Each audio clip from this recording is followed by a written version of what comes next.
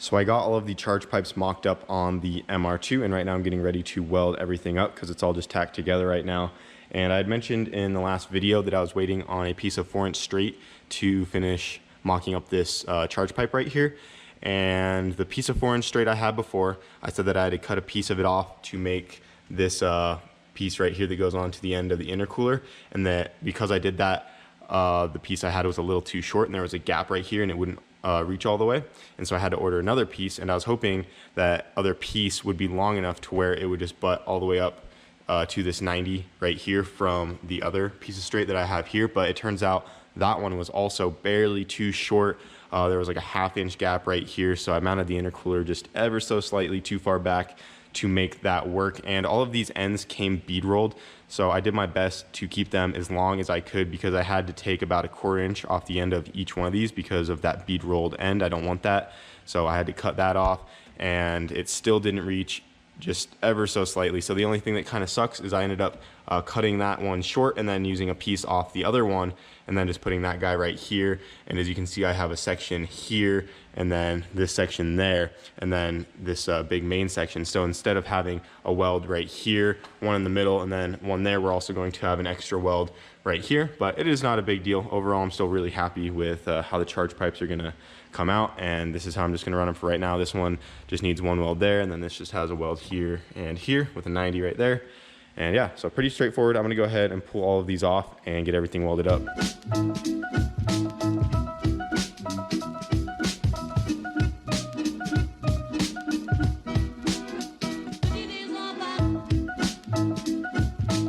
So I just got all of the charge pipes completely welded up, and I went ahead and put everything back on the car, and I am really happy with how everything is coming out so far.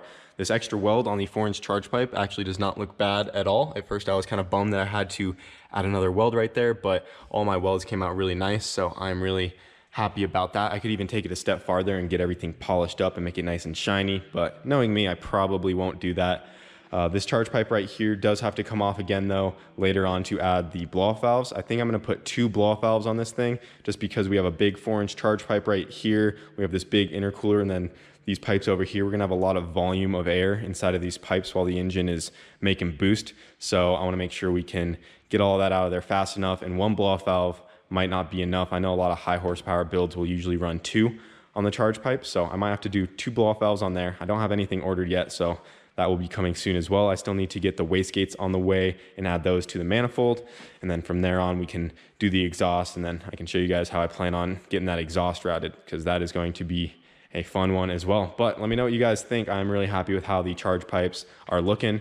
And one other thing I did want to mention as well is I am going to be using silicone couplers on this thing. I know a lot of you guys in the comments are saying I should have went with V-bands with all this power and boost I'm going to be making. It would be dumb to run the silicone couplers. But for one, my intercooler is mounted solid in the car, and I'm aware of this. With the silicone couplers, any movement that the engine has, the couplers are going to have some flex to them, and they're going to be able to take some of that movement without hurting anything. Since it's all mounted solid back here, the V-band clamps wouldn't have as much give, and we might be cracking mounts with those later on and stuff. And I personally think the silicone couplers are going to hold no problem at all. I mean, maybe when we really crank this thing up, the ones on the 4-inch charge pipe right here might need to be upgraded. I'm not worried about any of the 2.5-inch stuff over here, maybe these guys. But if you take a look at the Prelude over here, I mean, you guys saw this thing make 40 pounds on the dyno, 1,080 horsepower. I mean, we did have to turn it back down, but right now we're going to the track and it's making like a consistent, 32 pounds. And we have a silicone coupler here, silicone coupler there, silicone coupler there. It's not even welded right here. Then there's a silicone coupler down there coming off the turbo, and then another one going into the water box. So I am confident that the silicone couplers will hold. We have made a lot of power on them. If you have these good T-bolt style clamps right here, it should not be an issue. But if we do have a problem with it, guys, it's not a big deal for me to upgrade it later on. For right now, I do plan on just making around 800-ish horsepower is my goal for like the first dyno session. And I know they're gonna hold at that power level, but if we turn this thing up and we're having issues with the silicone couplers letting go, they're popping off, whatever it may be, then yes, I will upgrade them to V-bands later on. But if they don't have any issues and I make, whatever power I wanna make and the silicone couplers hold, then I don't see any reason to have to upgrade them, because the silicone couplers are a lot easier to deal with, at least in my opinion. But yeah, let me know what you guys think. I'm really happy with how it is looking, and that is one less step out of the way on the MR2. All right, guys, so this is the motor I've been working on for the Supra. This is the 4.8 that I was putting together. Just got the heads torqued down. I still got to put the oil pan on, and I got to get a few gaskets for this little valley right here. But basically right now what I'm working on is, after I put the oil pan on, then I'm gonna just go ahead and bolt up the transmission to it. That way we can just put it all together. That would be a lot easier to do it outside the car. And then yeah, she'll be ready soon. It's got the rods and pistons in there the other day. So this started out as the 4.8 that you guys saw that we picked up from Brent's neighbor. Took it to the machine shop, cleaned it all up. We did the Gen 4 rods with the Gen 4 pistons. That's basically it with that. For the heads, they're the 862 heads. I got the valve springs, retainers, and some push rods. And then I got some LS9 lifters and the LS9 cam. And that's about it. And I had these ARP head studs from the last motor, so I just reused those. And yeah, basically it. Got a light and flywheel, the clutch I'm using is it's a Spec 3 6-puck, no spring clutch for now. So it's a single disc, which I mean, it says it holds like 800 foot-pounds of torque, so that should be plenty for now. How long you think till you can put it in? So once I get the clutch on, the only thing that's stopping me right now is I need a clutch alignment tool. So I gotta try to see if I can get one of those tomorrow. That way I can put the clutch on, and then I can put the tranny on, and I can just stick it right in. So that's the only thing stopping me as of right now. Because I'm not going to put any of this stuff on until it's actually in the car, because it's a lot easier. And then everything's already set up for the motor, so once it's in, it should be pretty quick. Yeah, once it's in, I mean, I got the single turbo. I don't know if we showed all this. This stuff has been in my car for a while, because when we took it apart, I just stuck everything in the Supra.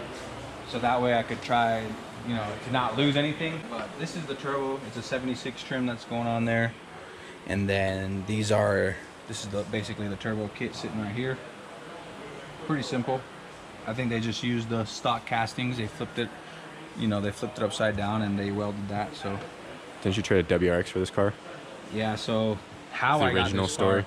The original story is I had a 2002 Bug-Eye wagon that I had for a daily for a while, and it was fully built. That's not when Honda I got... No, but then while I had that car, I actually bought this one, and I had an Evo 2, so the Bug-Eye was kind of just sitting in the background, and I was like, you know what, this came up for a trade, and once I saw it and heard it run and stuff like that, I was like, you know, I just did it. I don't know. I fell in love with the car when I first saw it, even though I didn't know, you know, getting into it, I didn't know the motor was blown, but that's another story there.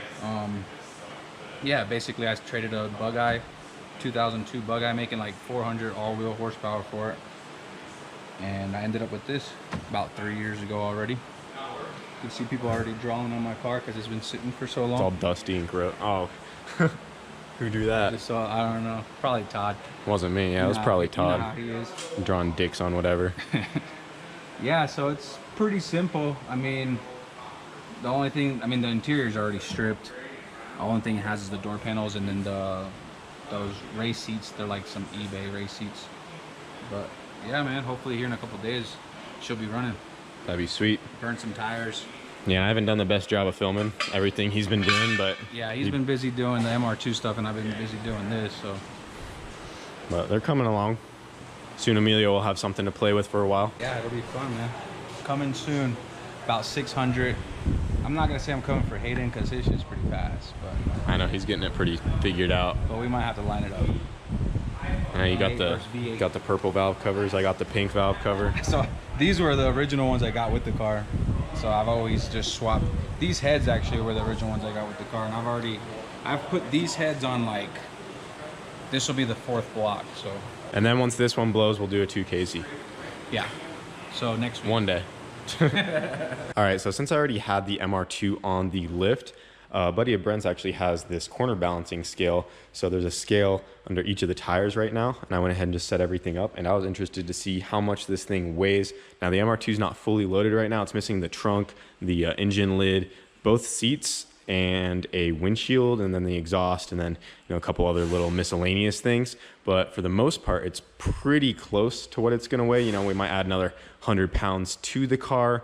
The gas tank's about halfway full right now, but this thing also still does have its rear bumper support, the front bumper support. It has AC lines under the car with an AC condenser. Still has a lot more sound deadening to get rid of, and there's still a lot of weight I can take out as well. I'm probably going to put lighter wheels on it. It's also missing its axles as well, and those probably weigh a good 40 to 50 pounds. But as it sits right now, it is sitting at 2196, which is actually pretty good. My goal for this car is to be about 2400 with me in it. So if I can make that happen and make around 1,000 horsepower, this thing is going to fly. But it is still pretty cool. This is a really nice tool. We can see exactly how much weight is over each tire. So the left front is 450, right front's 523, left rear 616, right rear 607. So with this, I can try to move weight around and get the car as equally balanced as we can. I still need to put a battery in the car as well. So, if we have a little more weight to one side, I can mount the battery over to the other, just kind of help balance it out. And then it's also gonna help if I sit in the car to see where the weight's all at. You wanna kind of get the driver in there, see where everything is gonna be exactly. But yeah, this is actually really cool. And if you look right here, you can see that the rear has 55% of the weight in the back, and then the front is 44, and then 48% of the weight is to the left of the car, and then 51.45% is to the right. So this is actually kind of good, because if I were to sit in the car, I would be on the left side, so that would kind of balance out this one right here. And then I think ideally we would like to get the car as close to 50-50 as we can for the front to rear. Not sure how well we're going to be able to do that since the engine is in the back of this thing, but from what I was told, a lot of like the rear wheel drive guys, they try to get 50-50 on the weight. I'm not sure if that is right. You can correct me if I am wrong, but we could always add like a weight plate up front to help with that. But overall, we want to try to keep the weight down on this thing. But yeah, this scale is really cool. Definitely want to pick one of these up. It is sick, kind of see all the different weights. But yeah, so right now she's at 2195, which is not bad at all. Well, unfortunately, that is about it for this video, guys. We've just been busy working on the cars, and we were supposed to take the Prelude to the track today, which I am bummed about because that did not happen. I guess the track is closed down this week because last week they had an event called the Mile High Nationals where they run the top fuel cars, and they shut down the track. This week, I guess, just to give the employees a break and clean up and stuff like that. So we were not able to take the Prelude to the track today. I was hoping we could run a better time, or at least, try to see if she had any left in her, but that didn't happen. So we just did some work on the MR2. Amelia's been working on the Supra, and that's about it. And like I said earlier, guys, I do apologize. I have not been keeping up with content as well as I could be, but I'm just trying to get these things up and running. I want to get them going and have some fun, and it is just a lot of tedious work. But that's going to be it for this video, guys. Hope you enjoyed regardless, and thanks for watching.